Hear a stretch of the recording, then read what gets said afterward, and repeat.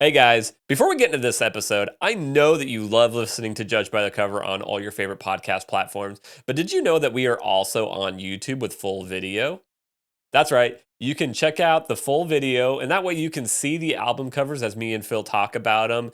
If we have a physical one, you're going to see it as we talk about it on the podcast, or if it's something where I have to bring in the digital content, I will put it on the screen so you can see all of that while you listen along. And if YouTube's not your thing or you don't like watching video, keep going to your favorite podcast platforms and checking it out there, but then go to jwcreates.com/notes. You can find a blog post that is associated with this episode, and you can check out all the digital content there. So we'd love it if you came and checked us out on YouTube. Just go to YouTube, search for Judge by the Cover, hit the like, subscribe, the bell, all the stuff. That way you can stay in touch with your favorite podcast, the Judge by the Cover podcast. Now, let's get to that episode. Have you heard the old saying, don't judge a book by its cover? But that's what people do, right? We judge everything by outward appearances. In my experience, a great album cover can make or break the decision on whether I buy an album. So go on a journey with me as we look at some great album cover designs and talk about why I believe that you need a personal designer for your album artwork. This is Judged by the Cover.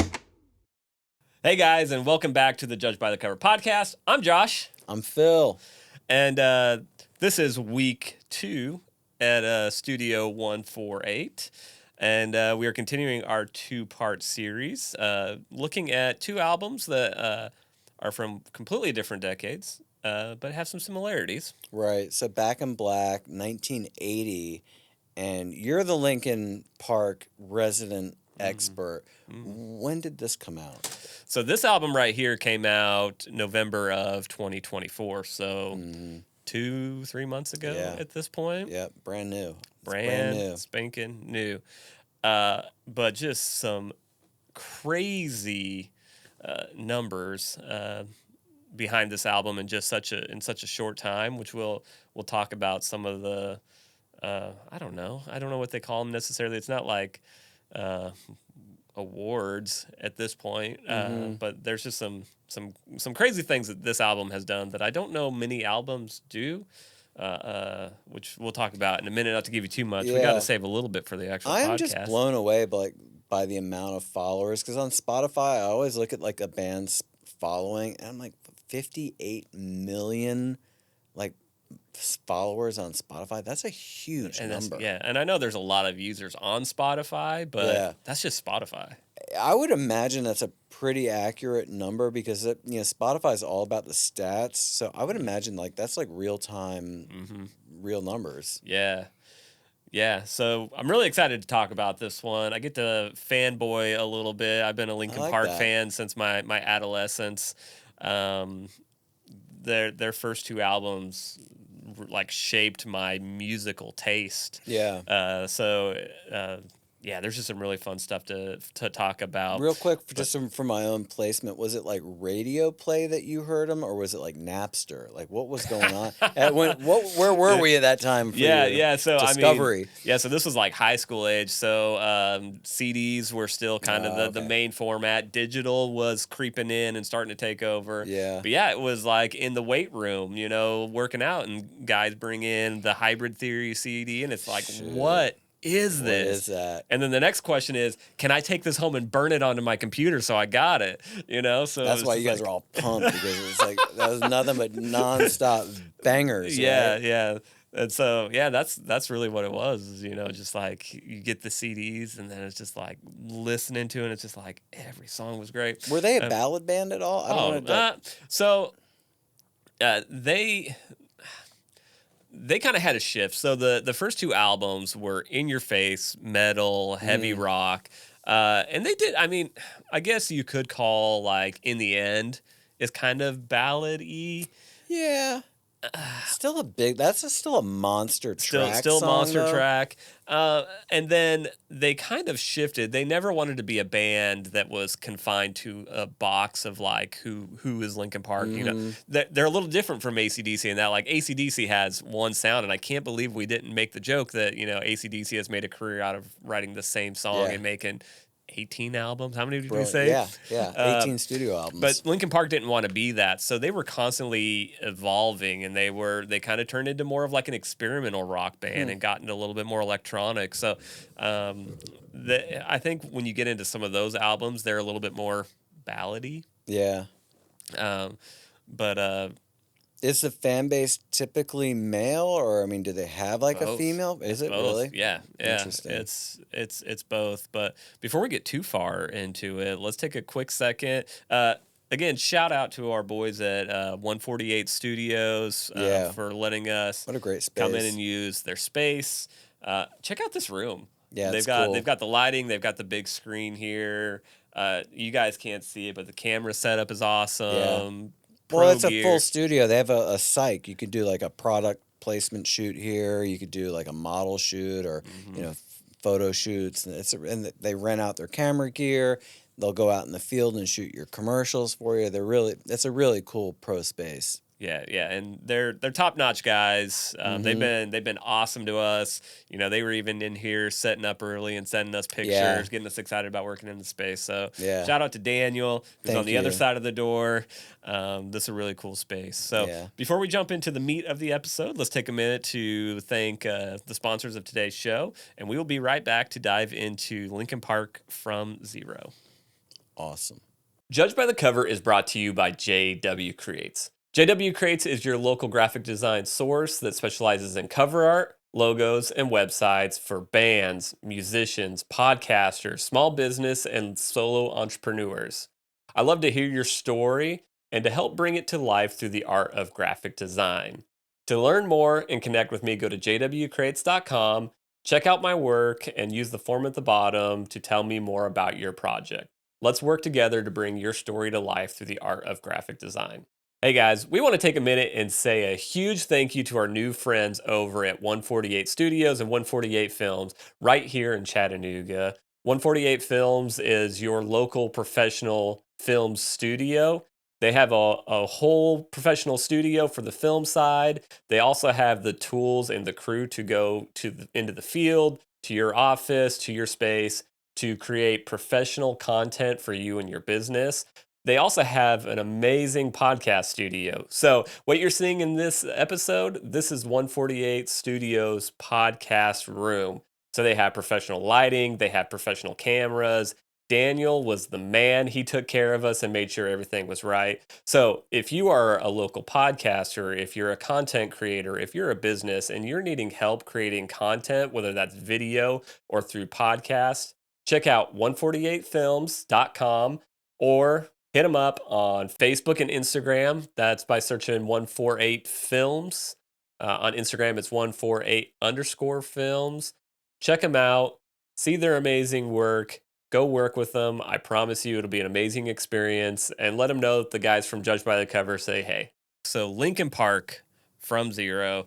Uh, like I said at the top of this, like this is something that I got like really giddy about, like when they announced it, which we can talk a little bit about that. But this album is amazing. But I guess to get to this point, we kind of have to talk about the past, right? Yeah. So fun fact, and Linkin Park fans out there will know.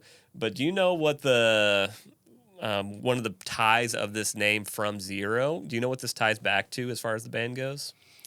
I don't. I mean, it just sounds like they're starting over. So I think that's part of it. I think there's kind of a double meaning to it. But originally, when the band first formed, and I think it was before Chester joined them, they were known as Zero with an X, was the original band name. Okay. So it's kind of a nod to where the band started, but I think the name also from Zero is kind of starting over. Yeah. So they started out as Zero, and I forget. I watched Linkin Park has one of the best teams around them as far as like documenting everything that they do. Yeah. Which I love, and I don't remember if it was one of those. They don't. I haven't necessarily watched a documentary. There's probably a documentary out, but there's so much behind the scenes stuff. But and I forgot where I was going. But so they started as Zero, and then they either got introduced to Chester Hmm. or they sought him out. Anyway, they brought Chester on. That's when they became Linkin Park, and they they started the first album, which is Hybrid Theory. Yeah. And if you know anything about Linkin Park, or if you don't, let me just kind of tell you, they have this like metal, new metal vibe, but they also bring in hip hop elements Yep. and electronic elements. Like they have all these elements within it, and they got so much pushback from the label because they Yeah. didn't get it. They're like pick one or the other is basically Yeah. what they were telling them, and they were basically saying get rid of the hip hop. Like we don't need that. The market doesn't want that. Like just give us rock is Yeah. what they were wanting to Interesting. do. So they fought them. They fought them through that whole first album, and that album blew up. Blew up. It changed rock music Yeah. across the board. In You that, couldn't get away from it. yeah. So Hybrid Theory came out in 2000. That was their first major release, Gosh, that's crazy. and Yeah. it's just a monster album. I think it really shifted the industry too, out of grunge and out of like adult alternative contemporary music, which I was like heavily involved with. It really did, Yeah, because I put a record out in '97, then distributed it again in '99, and then things changed, yeah. and boom, it just changed. The whole industry changed when that record came out. Yeah, and it was funny. There was recently they released some footage of a very early on show. It was from the Hybrid Theory days. They already had a monster contract with a big label, and they were Mm, joking because they were still doing their own hair. Like they were making fun of their hair and stuff like that in this hmm. show. It's like Chester has blue spiked hairs. I forget. It was pretty Yeah, crazy, but they were like, yeah, we had this huge contract and we were still doing crazy stuff with our of hair and course. doing it ourselves. Yeah. And so they, I don't know if humble beginnings is the right way, but the one thing that I love about it, and again, grateful that they have all this content behind, what they do, showing you the behind the scenes. They, especially Mike. So Mike Shinoda he does more of the rapping. Chester was more of the singing. Yeah. But Mike Shinoda is like the glue that brings everything together. So when they're in the studio, they don't go into the studio as a band. It's like Mike's in there with the guitar player and the drum, Yeah. and it really I think it kind of starts with what it used to be was Chester and Mike would be in the studio and kind of like riffing through things, and they would all have like demos and stuff like that they were working through, and then they would bring them in. But Mike kind of touches everything. He's one of those like ultimate creatives that probably doesn't get as much respect. Hmm. Um, you know, uh, this could just be fanboy Josh talking, but and I don't even know if you know who this is, but Kanye, the rapper. A Mm, lot of people herald him as like this ultimate creative, right. like he's uber creative and stuff Yeah. like that. And I would almost put Mike in that same box. Yeah. Um, he's just the ultimate creative. A lot of artists like Prince did a lot of the tracks on It his would be own. it would be very Lenny similar. Kravitz too. Like his Yeah, Lenny Kravitz album that's called Five, just five, number five. That's all him in yeah, the studio, and he's got a killer live band. But I think there are certain artists like that that want to be the Uber producer. Like yeah, this is then they have a strong vision, and that is really like what I was just thinking about. You're saying like they hit in 2000, and here we are 25 years later still yeah, talking about the band. yeah. So they're doing something right. Yeah.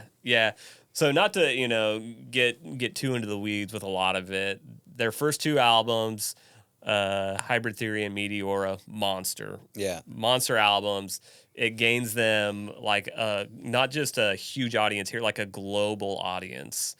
They have a huge audience in South America, Japan, in Europe. Like they quickly became a global band, and a Wow. lot of that was based on their live performance. They put Mm, everything into those live performances.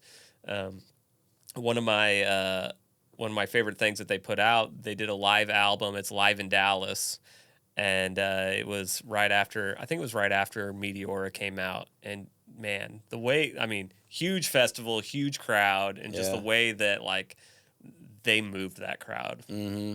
is wild. It's one of those like, if I could take myself and place me in that point in time, Yeah. like that would be wild. Artist, man. True artist. Um, True vision. yeah, Strong vision. yeah. They were always a band that they didn't want to be locked into that box. They didn't want to be Hybrid Theory, Meteor, or Linkin Park. So Mm-hmm. through the years, they did a lot of experimentation and changing. And I will say, I was the fan through a lot of these years from, you know, probably about 2007, 2008 to, I would say recently, I'll say, I was like, I want the old Linkin Park back. Yeah. Because I didn't get it at the time. I didn't get these albums that they wanted. They wanted outside of the box. They wanted to explore other sounds and stuff like that. Yeah. So they put out about 8 albums with Chester. That's a ton of records. That is a ton of records. In 2017, Chester passed away because of suicide. Allegedly. Allegedly. We could get into the conspiracy talk, but I guess that's the official. And I was just listening to a recent interview with Mike. He was talking about that time point. They just released an album. They were promoting it. They were touring it. And then when that happened, he was like, it just like all of a sudden got taken away from us, you know? So they kind of stopped everything. And they Just like AC/DC. just like AC/DC, they had to figure out like, what are we gonna do? Like, can we still be Linkin Park without Chester? Do we continue Linkin Park, or do we hang up our hat and just be glad we had what we did? So they took a while. So this was 2017, I believe, is when that happened. Mm-hmm. And they were just quiet. Mike Shinoda, he is, like I said, he's kind of that constant creative. So he was continuing to make music. He had a project called Fort Minor. It was like more of a rap focused project. Mm-hmm. He also released some stuff under his own name, Mike Shinoda. And one of them, it's actually a really interesting album to listen to. It's called Post Traumatic. It was after the incident with Chester, and it was basically a therapy session for him, like just getting these thoughts and feelings out. But there was just always kind of that itch, like wanted to get back to like Linkin Park. Mm-hmm. And so they tried bringing people in to, do we bring someone in to replace? Do we keep writing music? So they kept writing music, and they would try, and they would, not necessarily, I don't know that they were specifically auditioning people. I think they were just continuing to make music, but nothing quite felt right until they met Emily Armstrong, who is the new lead singer for the band. And Mike said in an interview kind of promoting this album, he said, nothing felt right until I heard Emily on a song. He was like, that was the first time that I could accept that this was a Linkin Park song. That's cool. Because, I mean, just think about it. To have someone that's such a gift as Chester, like that dude's vocal range, like what he could do, like how he could sing and do the screaming and everything. Yeah, it's crazy. How do you replace that, You don't. And so you bring in someone like Emily. Yeah, a new perspective, just a new artist who happens to fit in a perfect new way. Yeah. And so from Zero, I've heard criticism both ways on this album, but I think for the most part, so they did a really cool thing. Again, Linkin Park is if here's a tidbit before I get into it. If you're a young artist or a band and you want to know how to promote an album or a song or just your band in general, get on Linkin Park's socials and their YouTube and just copy how they do it. Obviously, they have huge teams, so they can always have people recording and stuff like that. Right. But the way these guys promote and capture content and release it, it's huge. And I think that's part of their success as a band is they've always kind of had that open door to kind of like the behind the scenes and stuff like that. Um, but this album, they kept it like close to the chest. Like no one really knew that this album was coming out. They do have like a fan club that you can be part of. It's Linkin Park Underground, and if you're kind of the highest tier of their group, they got an email saying, "We're doing an event in California. We can't even tell you what it is or where it's going to be, but if you're interested, you can sign up." And so people paid tickets, Wow. not knowing where they're going. They knew they were going to California. It's kind of fun. And even the day of the event, they had people go to a location. They put them on buses and took them to this like rehearsal space. Oh my gosh. And they I love they that. did a concert. So it was a full concert. They introduced Emily. They introduced new songs, an album, and everything in this live event. But it was just wild. And that's awesome. And the people that showed up, they were excited. They're like, I don't know what I'm getting into, but it's Linkin Park, and so they're like, I'm just here and happy that I'm experiencing Linkin Park again. Totally immersive art experience. Yeah, yeah. So if you're a young band or an artist and you're wondering how do I promote something, just take a page out of the Linkin Park book. Just follow what they do and try and emulate it the best way that matches you.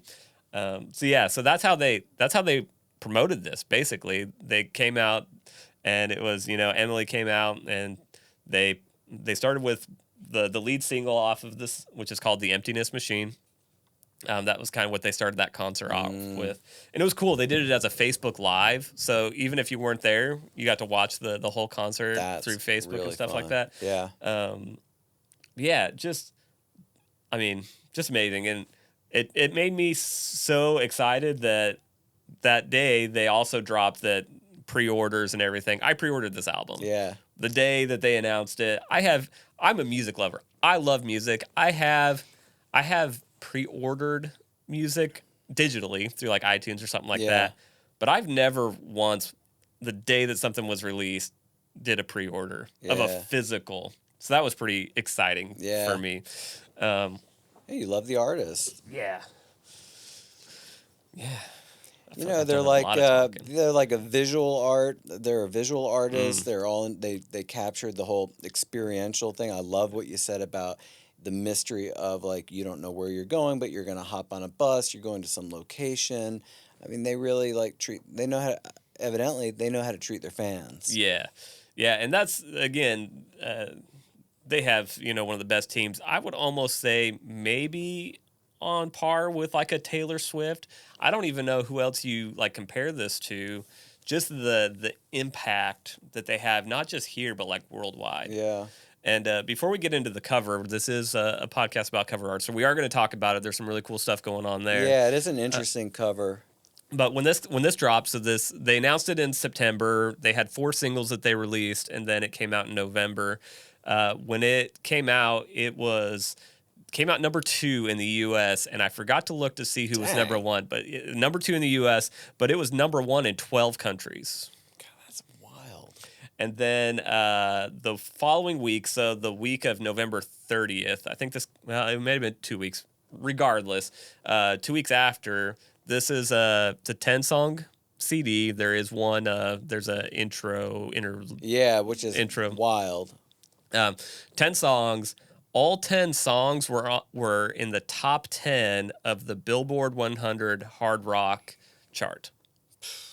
10 songs on one album in the top 10. Again, it's very AC/DC. 10 songs. Yeah. Back in Black. 10 songs. Whoa. Super mega hits, and all killer, no filler, right? Yeah. And very similar stories.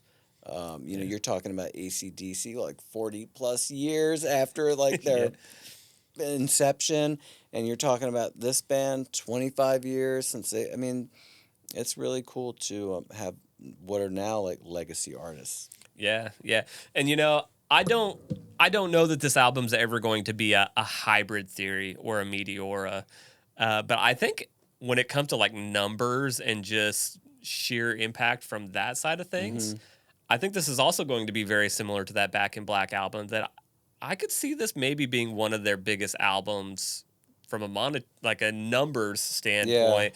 Obviously, they're competing with 40, 40 plus years of numbers on Back in Black. right. But I just the I see it from the standpoint where like there is so much energy behind it. There's so much love that like I don't know. It just feels very important for the band Linkin Park, and time will only tell. But I think this is going to be a Back in Black esque Right. album for the band. But it's also like the artist still has something to say. The well Hmm. isn't dry yet, Yeah, and so the artist has something to say. And this is such a big release, and I love already the packaging. I can see the back. Yeah, I yeah, think when an artist has stuff to say, man, they're gonna go hard and just produce. yeah. Yeah, so Linkin Park has always been a band that puts a lot of thought and time into their visuals. I believe Joe Hahn, who is he's I guess you'd call him the DJ. He's the guy that runs the turntables, and Mike are both like artists in their own right, as Right. far as from like visual art. So like the visual side of it is very important to both of them. So let's talk cover art. Uh, I initially, when I first saw it, I was like, "That's it." Like at first, it didn't get me, but when I actually got a physical, and I actually heard them talk about the process, how this actually came to be, and just heard them talking about the importance of this. It got me. So if you can see it, awesome. If not, I'm going to try my best to explain what this Sure. crazy thing looks like here. But I love these colors. So we've got a really pink and black organic shapes here. Yeah. So how they did this, and that may better illustrate than me trying to explain it to you, is so they brought in a photographer and an artist, and they played with water and chemicals and paint, um, smoke and light. But ultimately, where this imagery comes from, they had like three panes of glass. So they had like paint and water kind of squished between these panes of glass, and they were photographing through it with a hyper focused lens to get these real details and stuff like that. And what I love is just these organic shapes. And Mike said the reason why this image specifically like caught his attention is like this is a like a time capsule. This is a moment in time. You can't recreate this Yeah. specifically. You could Right. get a similar effect, but you can't like recreate this. Like they caught this moment in time. So again, I love the colors. It's very bright and bold. I love the organic nature to it because Yeah. I kind of feel like that's Linkin Park. They're very organic in how they do everything, how their music comes together. Um, And it seems like a skin. I mean, you're deep in the band, but me just looking at it as kind of like a little bit of an outsider, it looks like a skin or maybe even a wound or like mm, a ooh, separation. okay. You're getting to look into a different level. Like Yeah, there's like a tear, or that's I don't know. that's kind of interesting. When you get into like the songs themselves, that perspective right there is actually very interesting because this is a very like introspective record.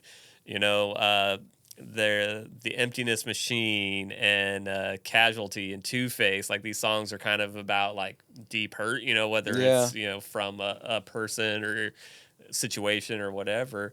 So that's actually kind of interesting. I like Yeah, that. just from the outside looking in, and I did listen to this album, and it's yeah. I mean, I'm not a big Linkin Park fan, but I'm enjoying it, and I'll Yeah. go back to it. I went back to it a couple times, but And, real quick, like so many artists are also visual artists. So many yeah. recording artists are visual artists. They've Yeah. gone to art school. I Yeah. mean, we're taught it's art. Well, and I think just creatives in general are going to have like that's going to eke out in different forms, right? You're not Yeah, just like Phil. You're not just a guitar player and a songwriter. yeah, Like you're an actor too. Like that yeah, creativity oozes out in lots of different forms yeah. for you. I And want to so, do it all. and so I think as creatives, yeah, we all have kind of those different Yeah. outlets. Look at Ronnie Wood from the Stones. I mean, he paints with, oil, and he'll paint the set list every night, and they put the set list up on canvas, and it's art. And I Huh. mean, he's a painter. And Yeah. Andy Summers from the Police, if you can go back that far, he's a photographer, and he's put on some great art shows. Graham Nash from Crosby, Stills and Nash. When I was living in LA as a young guy, I used to work in art galleries, and we did a show at G. Ray Hawkins Gallery of all Graham Nash large prints. Like, he was printing his photographs on these huge flatbed printers. And so many of these artists, recording artists, they're visual artists, and Yeah. I think it's just art. And it gets weird when we try to commercialize art. That's when shit gets weird. Right. I think if you try to commercial anything, that's when it starts getting weird, Yeah, right? it can be fun, and then, oh gosh, it's not so fun. And then it can be heartbreaking. Like, Yeah. we could talk about so many stories about people we know that have had major label deals, and it looks great from the outside, but then you hear the inside story and you're like, wow, it's Yeah. crazy. But yeah, I love talking about all the aspects of album creation. Yeah. Yeah. And just another just small talking point. This also has, maybe some controversy around it. I always wonder, when this first came out, I started seeing like every publication starts having like little things like, oh, Chester's son is mad at Linkin Park because they told him he wasn't, if they weren't going to reemerge and stuff like that. There's just a lot Yeah. of that, like, they told us they weren't going to, bring back the band and stuff like that. So again, that's, hearsay, and, maybe it's just clickbait to get, jump on the Linkin Park Could be. bandwagon and Or there's stuff like just so that. much emotion attached to it. I mean, I don't know. Look at Nirvana. I mean, Hmm. when Kurt Cobain, died, that was the end of Nirvana. And, were they ever going to try to reboot Nirvana? I don't know. Could you ever reboot Nirvana? Maybe, but Dave Grohl went on to heal, and he created Foo Fighters, Yeah. Yeah. and I And don't I know. mean, there's a lot of people that probably said, could you bring back Linkin Park without Chester? And the one thing that I love, so to kind of full circle on that, just listening to Emily talk about the experience of, she had her own band called Dead Sarah, I believe was the name of the Mm-hmm. band. And so she's not new to the music world, but to jump into a Linkin Park esque environment, that's a lot. And knowing that she loved these songs, and so she's like, I know how important these songs are to me. Yeah. And she's like, there's, hundreds of thousands of fans out there that Yeah. have just as, stronger connections to these songs. So I love her vibe, by the way. I like kind her of, vibe. She's a rocker. yeah, a she's rock rocker. and roll. She's kind of goofy. It kind of seems like from, the Yeah. videos and stuff like that But from she's got behind a the cool scenes. vibe. But she was like, how do I approach these songs and make them my own? Because she's like, if I try to just emulate Chester, I'm, that's not what. Never emulate Yeah. the deceased artist. Yeah. So it's like, how do I make these mine, but also pay tribute to him, and how I Yeah. approach those. And so it was just very mature in how she approached it, and just very thought out, and like, how do I give the best to the fans, but like still being myself. Right.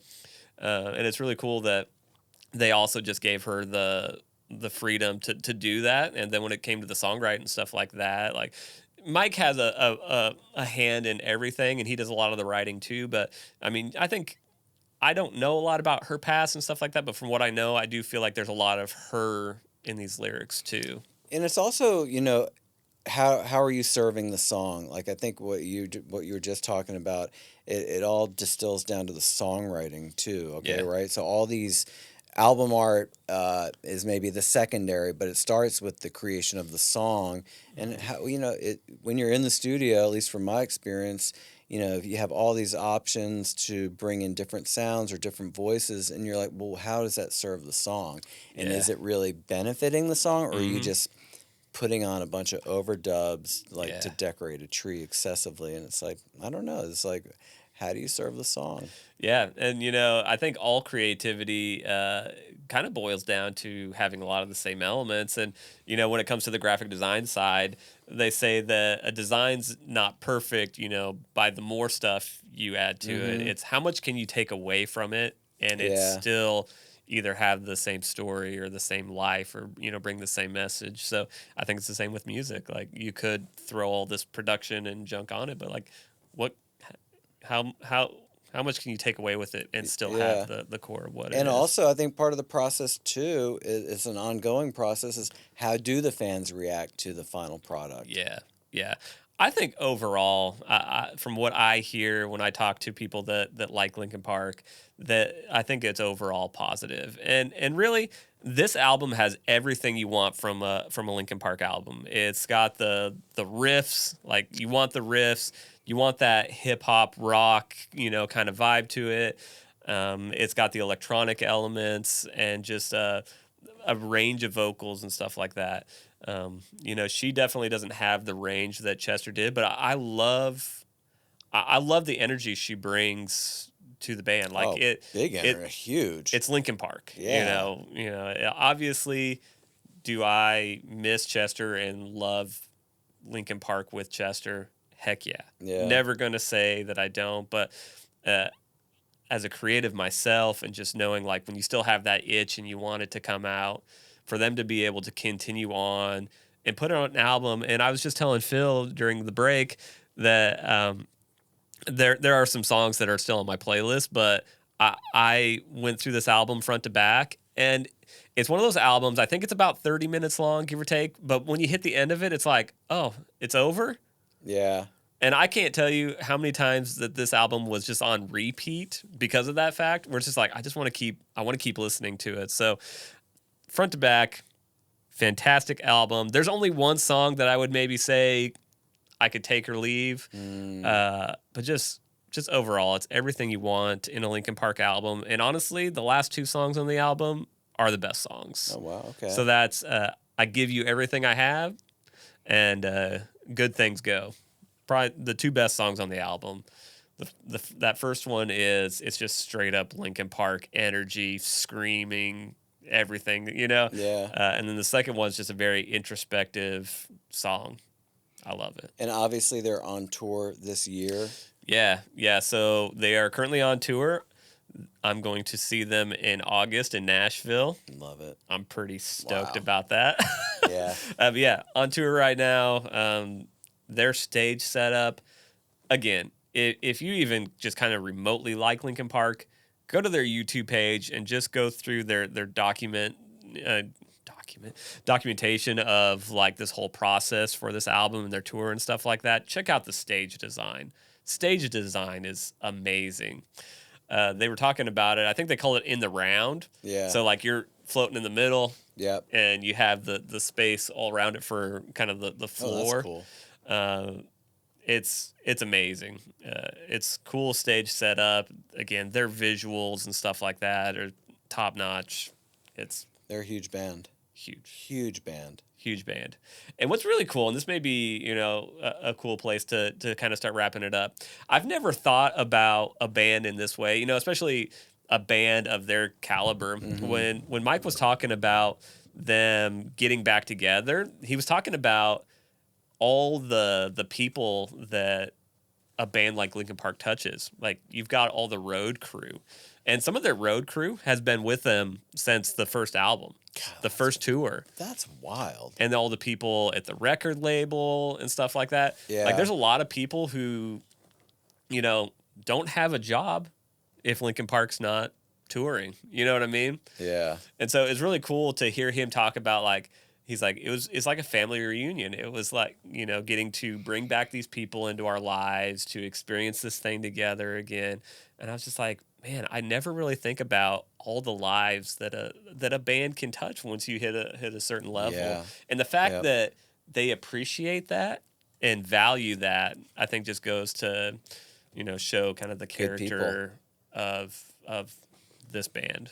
it's theater too, so much of it is like when you think about the staging and like even Mick Jagger gets like intimately involved in the stage design and the Yeah. lighting. I mean, Yeah. I think, and that's why the Stones have been around for 100 years, Forever.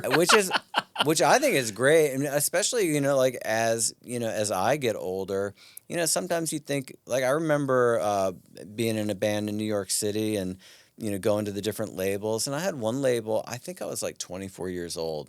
And this label guy's like, well, you're getting old. I was like, What? oh my God. 24. I'm like, I'm 24. I can barely pull my head out of my what.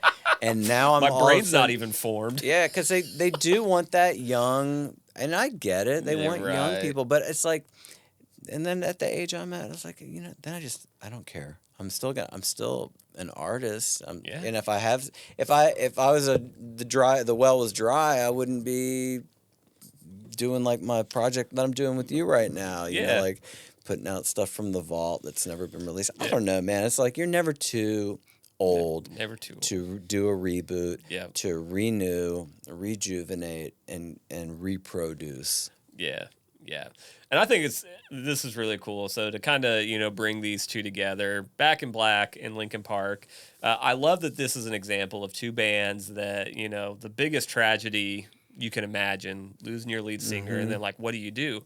And I know that there are other bands where it's probably happened and failed, but this is kind of a shining, example of being able to kind of regroup, continue to pursue that dream, and just to see, kind of where the band went from there for both of them, I think is hopefully inspiring to somebody. Yeah, like sometimes the show must go on, and Yeah. not just because it must, but because you want the show to go on. Yeah. And I think part of like the whole healing process for them is to continue to make music with Yeah. their people Yeah. and their crew and their fans. And I love that, especially, I could probably say this for both of them. It was very organic. Like, it doesn't feel like it was forced. Like, we have to. It was, no, let's get back to the music. Let's get back to the first love and like what works. And they both kind of struck gold with where they landed. Yeah, you're again, they're artists, and I think we forget that when it becomes a commodity. You're like, Right. oh, well, I expect it to be like this, and if I'm a diehard fan from 2000, it doesn't match up to what I expect. It's like, Yeah. wait a minute. Yeah. In a way, it's like you're going to an art show. Yeah. And you might not like every piece, but then you might stop in front of one piece, and you're like, oh gosh, it hits you, it affects you, And if you get the opportunity to like hear from the artist and they say, well, this is why we did that. And then you go, oh my gosh. Yeah. Yeah. That's kind of cool stuff that we don't always get to see. Yeah, and I just think it's great. Like, Yeah. I love it that you're a fan, and it kind of compels me to get into the album and to listen more. And, because I get in a rut, I'll listen to the same music over and over again. It's like, how much Duran Duran can you listen to after a while? That's just like the human condition, right? We just It's we like get into comfort like food. those comfort zones. Yeah. and- Yeah. Well, there's some sounds that just, hit you. We all have that. We have Yeah. sounds that comfort you. Yep. Well, guys, thanks for going on this journey with us. I hope you have enjoyed these two albums. If you haven't listened to them in a while, or if you just haven't listened to them all, check them Yeah. out. Go to the show. Yeah, yeah. If you can, AC/DC's on tour. They're AC/DC doing is on dates. tour right They're now. on tour, dude. Man, I can't believe that. That's so crazy. Yeah, I think they're in Europe for most of it. I think they're coming to the States for a hot minute. I think there's a stop in Nashville, and I'm like, Ooh, gosh, you and I might have to we go. might have to go. I'm going to smaller shows. Like I'm Yeah. going to like a lot. I'm going to like club shows now, which That- I love, like Yeah. regional. My wife and I'll go out and like next week I'm going to go see Peter Buck. He's a guitar player from REM. I'm a big REM fan, but he's playing with another artist, and it's just like, what a great opportunity.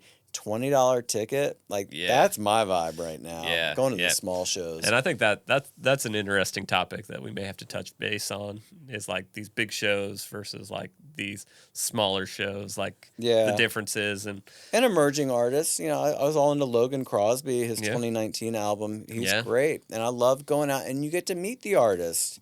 yeah, And you get to like meet their parents sometimes, working the merch table, like I mentioned. Yeah. And then you get to support them, and you feel like you're part of it when you buy like a coffee mug or a T-shirt. I don't know, that's cool, man. Yeah.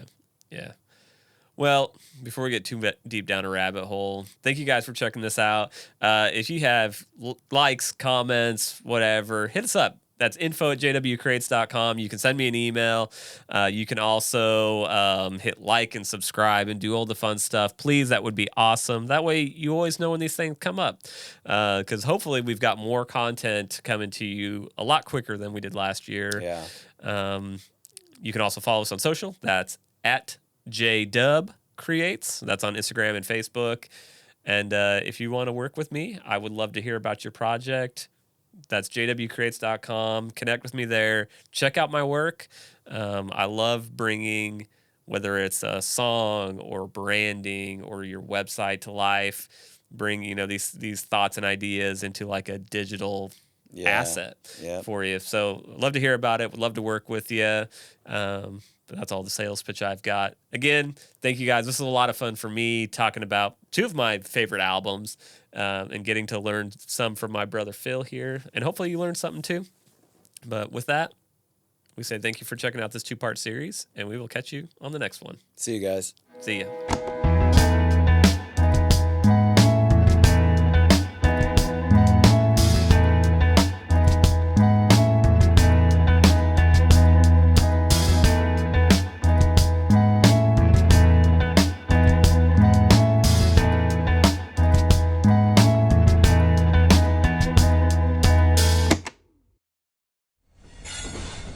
Proud member of the Podnuga Network.